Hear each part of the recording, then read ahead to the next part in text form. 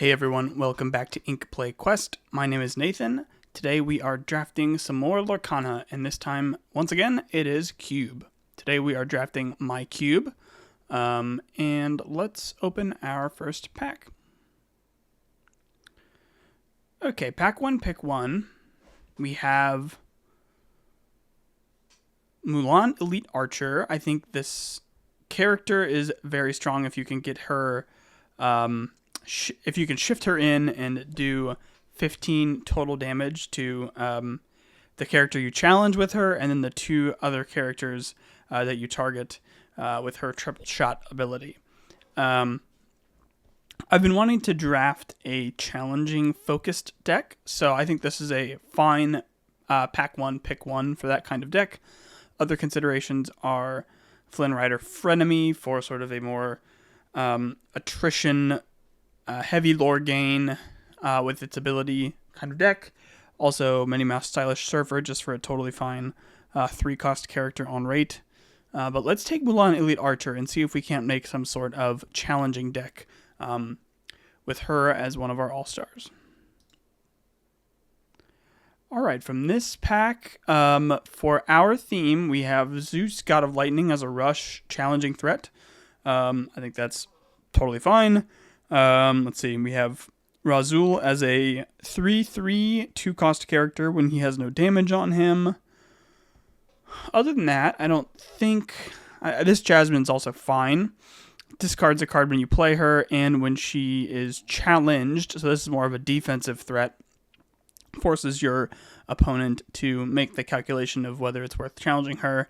But I think her coming down, discarding a card, questing with her, and then getting a little bit more value is good.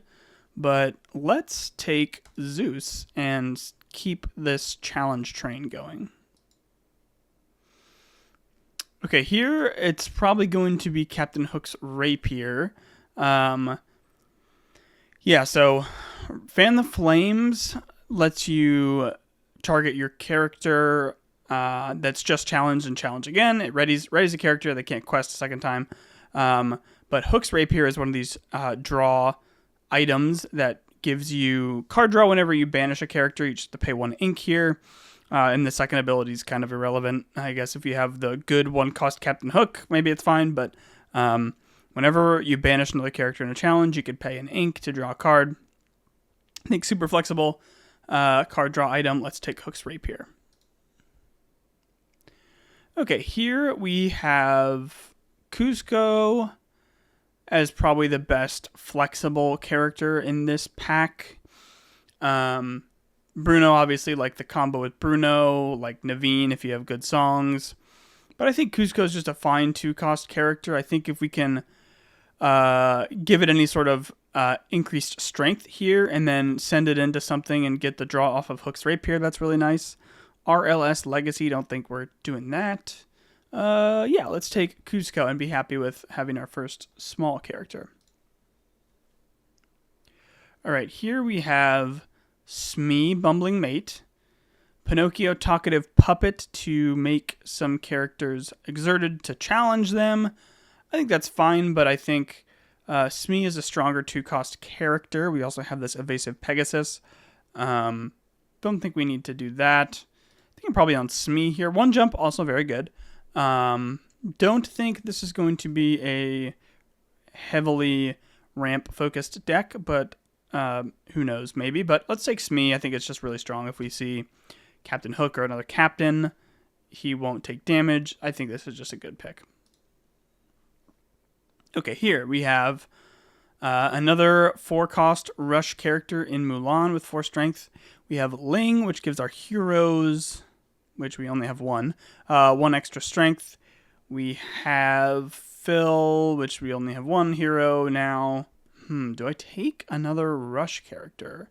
She is a shift target for Mulan.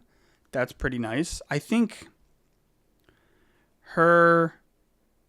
So if our opponent has like 1 character on board that we can challenge into with Mulan, we can play her, banish their thing, and then we can shift the next turn, but then we need her to stick around. I think it's still worth taking Mulan here. because this shift is just so good. We can even just play Mulan and not challenge in with her just to present the threat of the 6 cost Mulan the next turn. Yeah, let's take Mulan, Soldier in Training. All right, here we have another Zeus or Beast Wounded. Or is Mouse Armor a consideration in this kind of deck? So I'm not looking at Chromacon, I think, because we are going to be the aggressor with this kind of deck. Yeah, and the banishing for Chromacon's ability has to happen on your opponent's turn. Probably fine to be sort of defensive once you've challenged in with your stuff. They're obviously vulnerable to the Crackback challenge, and Chromacon gets you some value off of that. I'm like talking myself into Chromacon. But I think we do need an Inkable here, and I think either Zeus, Mr. Lightning Bolts, or Beast Wounded are the pick here, and I think it'll be Beast Wounded. Just so valuable if we can get Rapunzel or Julieta, and a 2/6 is fine. 2 Quester. Yeah, let's take Beast Wounded. Okay, Snuggly Duckling gives us value if we challenge a character in with 3 or more strength, which we have 1, 2, 3. The Zeus ability happens simultaneously, I think, with the Snuggly Duck. They both go into the bag at the same time, so I think the Zeus procs this.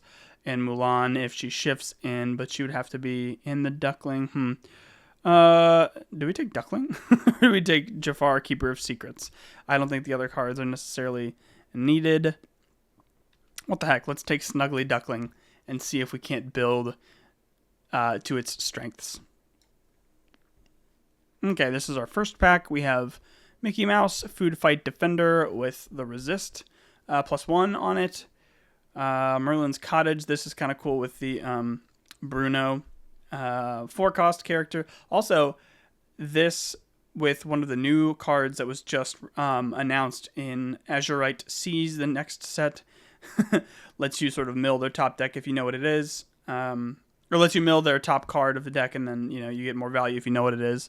With Merlin's Cottage, harkens back to Lantern Control, a deck in Magic the Gathering. I'm thinking maybe Rose Lantern is the move here, because we can ping stuff from our Beast Wounded or some of our other characters once they accumulate damage on them. Yeah, let's take Rose Lantern. I think this can synergize kind of well with having a bunch of damage on our characters. We're planning on challenging in with these.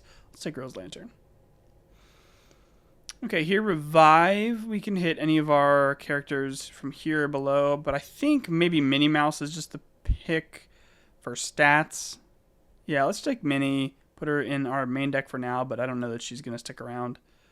Of these, let's see. Bodyguard is banished or characters gain ward. I don't think either of these are going to be a star player in our deck. Let's take Belle and put her in the sideboard for now. Honey... Not Honey Wizard. I just assume any Winnie the Pooh is Honey Wizard. No, this is Winnie the Pooh having to think. When he quests, you can put a card into your Inkwell from your hand face down. Let's put him in the deck for now, I guess. Okay, pack 2. I'm looking at Hercules, Daring Demigod here. I'm looking at Chen Po, just for really strong bodyguard, big character. Piglet can challenge ready characters. Is that good if you have an empty hand? I don't think this Piglet is quite worth... the juice isn't worth the squeeze, at least in the beginning of the pack. I think Hercules is probably the pick here. Can gain us 3 lore if we get him into Snuggly Duckling. So if we play him on 5 and he doesn't die during the challenge, we either get a 2-for-1... or we can play him on turn 7, put him in Snuggly Duckling, and have him gain 3 lore. Let's take Hercules, Daring Demigod. It's a very ruby-heavy deck, as you may imagine, from all of the challenge matters stuff. Okay, here I think we take Dolores Madrigal. Prince Eric, also just like a powerful, challenging character, but I think having some card draw, which we do have off of the Hook's Rapier, but that's basically our only... card advantage card draw. We have Cusco who replaces himself, but let's take Dolores Madrigal here. You got to draw some characters if you have a very Ruby heavy deck, right? Ruby is notorious for not having a good robust card draw strategy. Okay, here we have a 2/3 rush character in Turbo Royal Hack. We have Namari, which has basically this Mulan effect, but she's a 3-cost uninkable. Yeah, whenever she deals damage to another character in challenge, you may deal the same amount of damage to another chosen character. I think it's fine, but I think Turbo is just a lot better here. You know, I love Tipo, but I don't think that's what we're doing. We have good 4s. Tipo's so strong. But let's take Turbo. Let's really zone in on this Challenge Matters deck. I'm hoping we can get either Shere Khan or Queen of Hearts to get more value off of our challenges, so we'll keep an eye out for those. I guess Peppa also exerts, but let's take Turbo. Okay, here, Underworld gives us the Hades effect. Chi Fu for a quester. So, the interesting thing about either taking a location or something like Chi Fu here is they require your opponent to answer them with challenges primarily.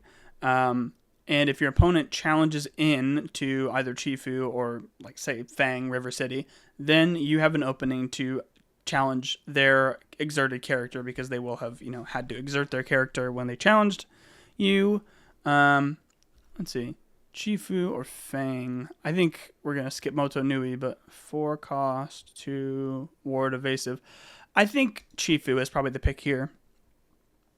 I don't think we need any of these other cards. Christopher Robin, probably fine. Daisy Duck, I like this effect, but let's take Chi Fu.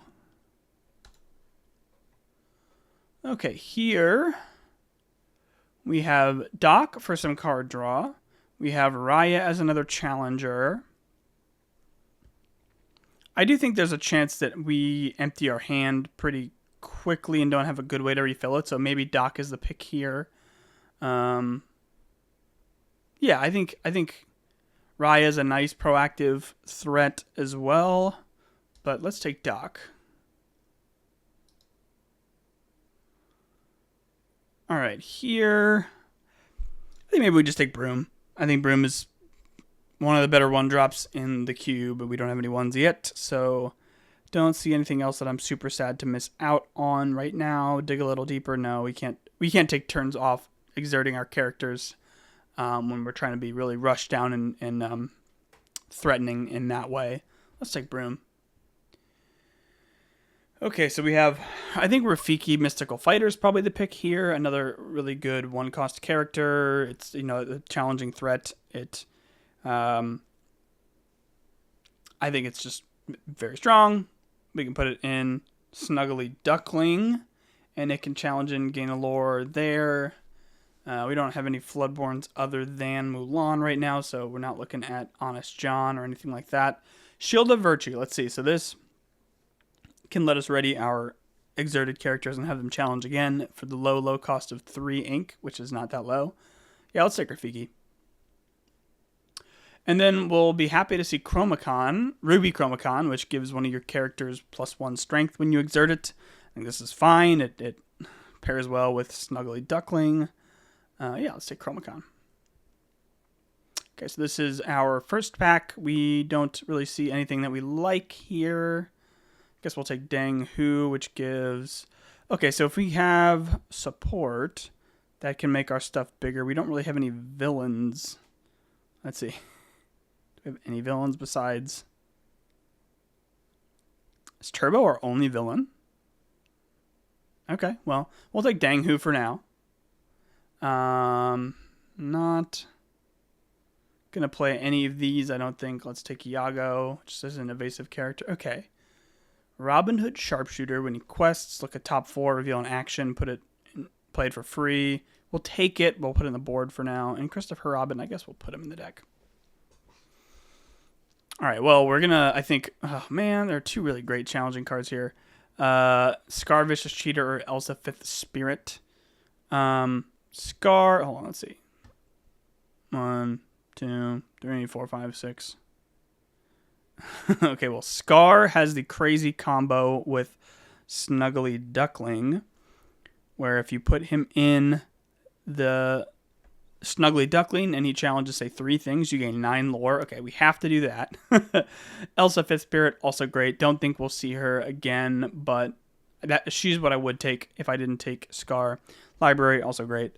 But we'll take Scar.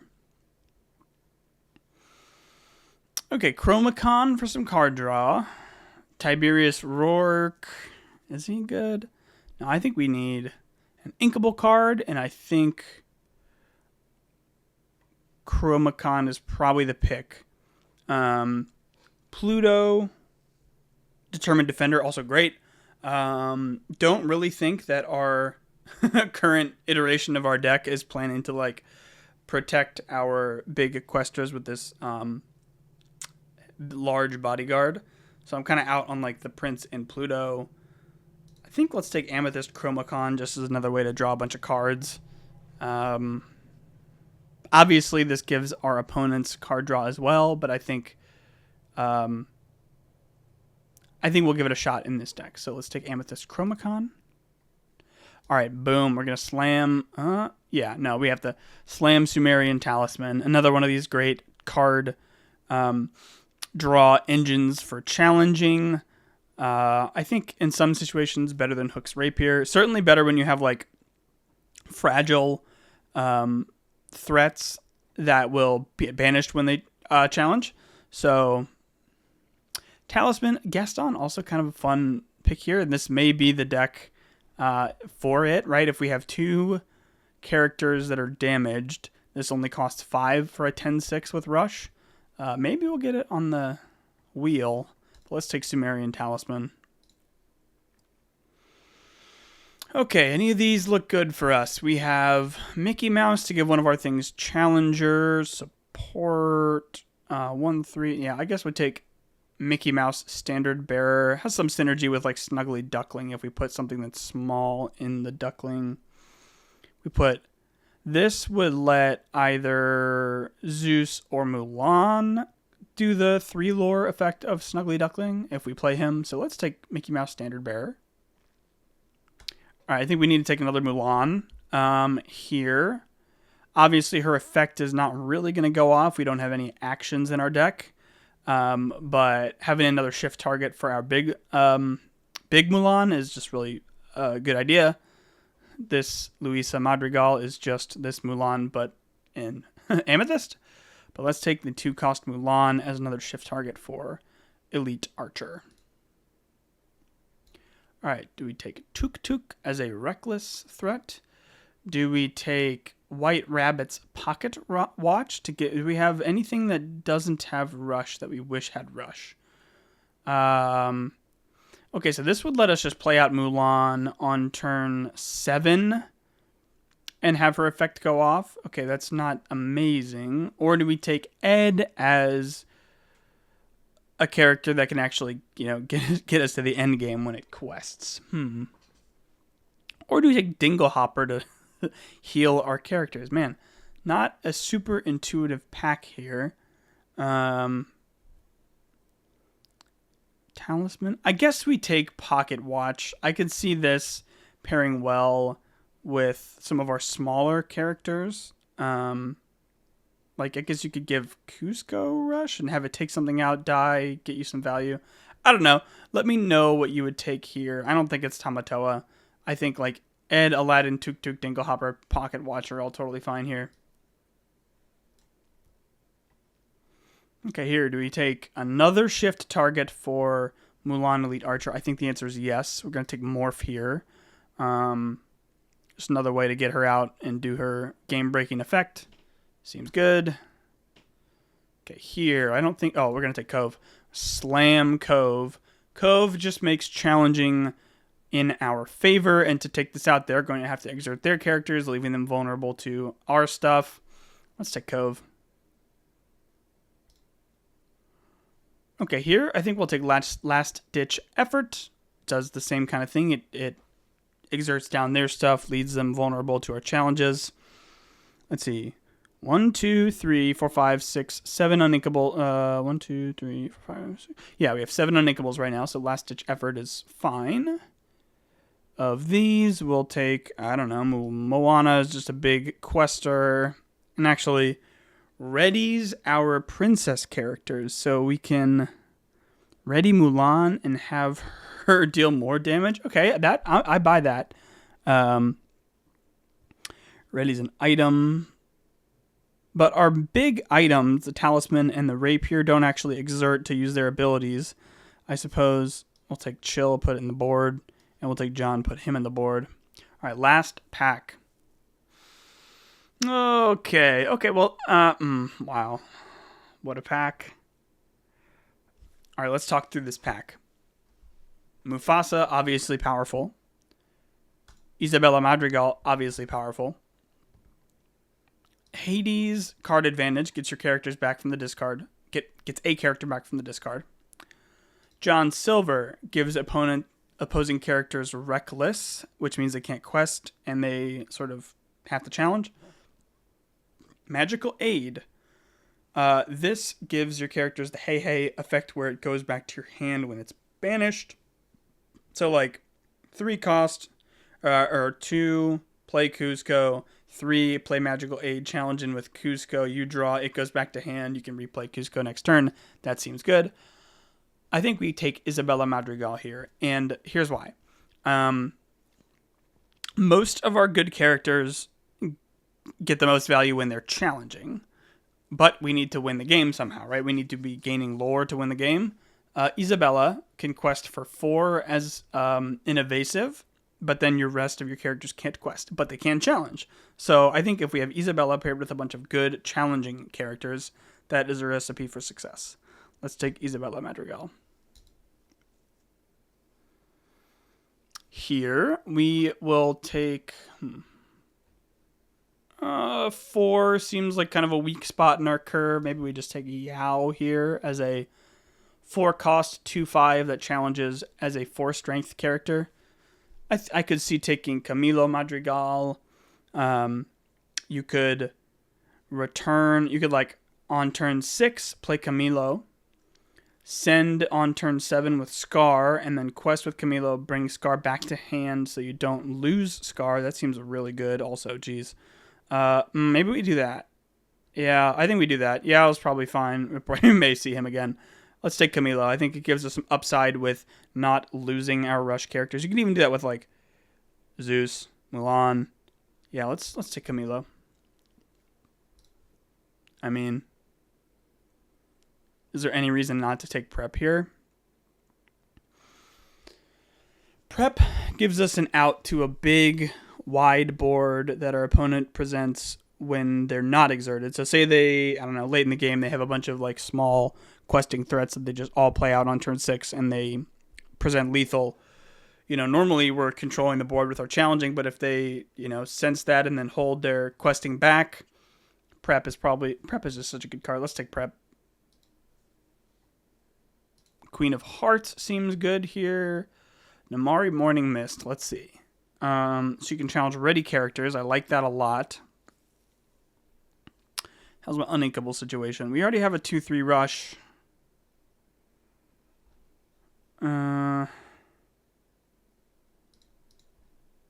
Namari Morning Mist is a fun card that basically can never be played and constructed. 1, 2, 3, 4, 5, 6, 8, 9. All right. Let's take Namari Morning Mist. Just another challenging card. Okay, do we take another rush character? Do we take a reckless character here? Do we take Bruno, which gives some value from when our characters are banished? When you play this character, chosen character, okay. Do we take an evasive questing threat? Incidentally, a lot of our cards quest for 2 or more, just randomly.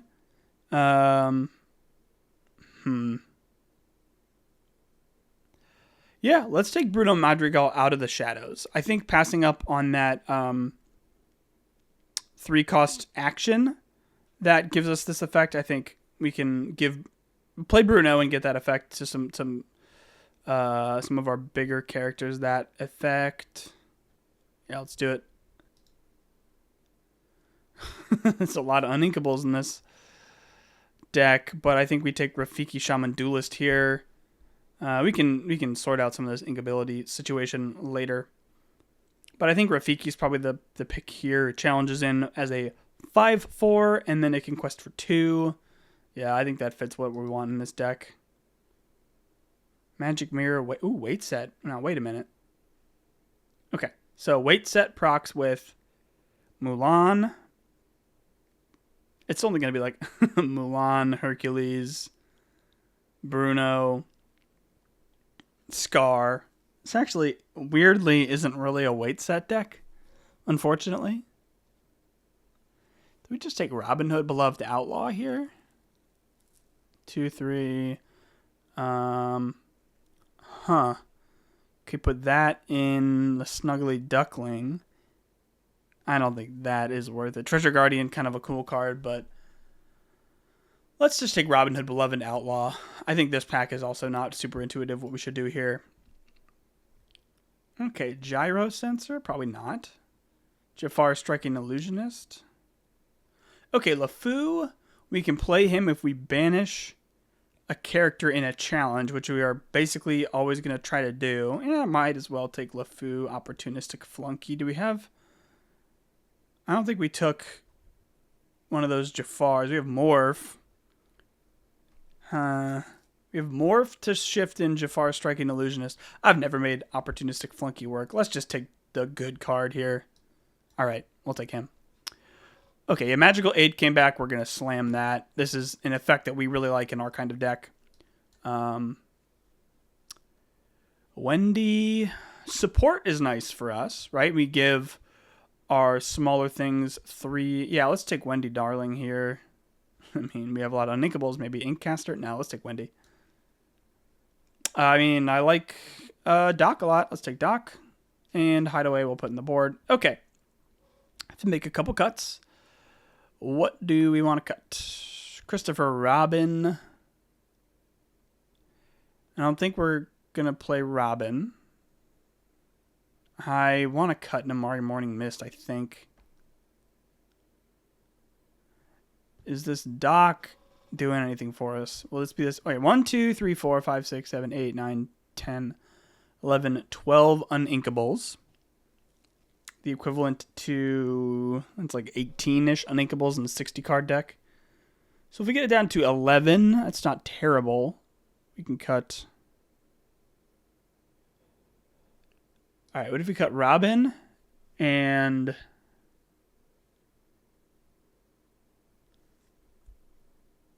Doc? Then that's 40. Here's our deck. This Winnie the Pooh is probably not that good in our deck. Is Winnie the Pooh better than just Iago as a 2/4 evasive that can be prep on turn 5? Hold on. Or quest, and then we can do Magical Aid or Last Ditch Effort for cheaper. Yeah, let's do that. Let's put Iago in. I don't think we're doing the ramp thing with Pooh. That also empties our hand quicker. And this kind of deck is not looking for that. Okay, yeah, let's do this. All right, here's the deck. Let's see it in Dreamborn and see how we did. Okay, here's our deck on Dreamborn. I am very happy with how this deck turned out. I think it is very cool. So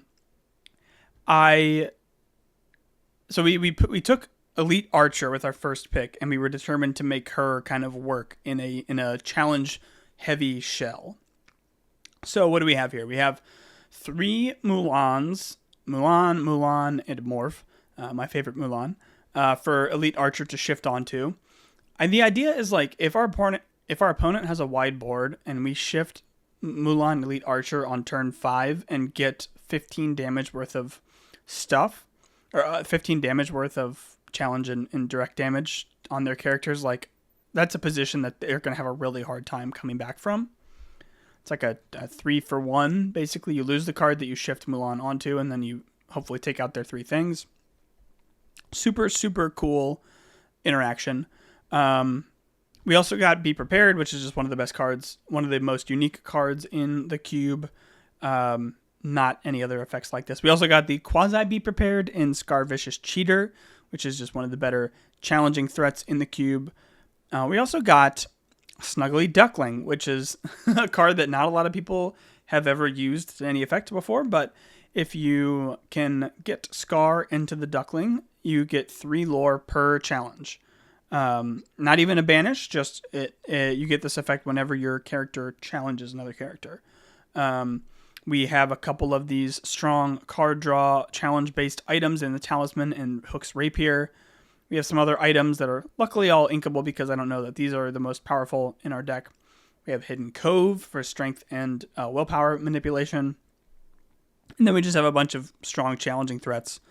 I think this deck is very cool. I think this kind of highlights what you can do with a cube environment. You've seen that I've sort of drafted various archetypes in my first few videos. I've had just like good cards, and then I've had a very card draw heavy deck. I've had a Perdita focused deck with sort of more concentrated on the low end. And this deck is sort of much different than the decks we've seen so far. Very heavy in challenging. Ruby Amethyst makes up 2/3 of our deck. I think this is a cool deck. Let me know how you think the draft went, what you would have done differently, and how you would have drafted a challenging deck. I'm a little bummed we didn't see Shere Khan or Queen of Hearts 5, but I think we still got a cool shell here. So I hope you enjoyed the video, and I will see you guys next time. Take care.